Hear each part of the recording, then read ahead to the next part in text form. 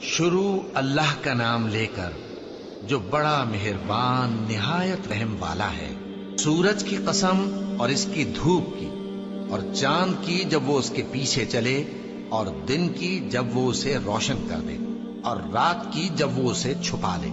اور آسمان کی اور اس ذات کی جس نے اسے بنایا، اور زمین کی اور اس ذات کی جس نے اسے پھیلایا، اور نفس انسانی کی اور اس کی جس نے اسے درست کر کے بنایا، پھر اس کو بدکاری سے بچنے اور پرہیزگار بننے کی سمجھ دی کہ جس نے اپنے نفس کو پاک رکھا وہ مراد کو پہنچا، اور جس نے اسے خاک میں ملایا وہ نامراد رہا۔ قوم سمود نے اپنی سرکشی کے سبب پیغمبر کو جھٹلایا۔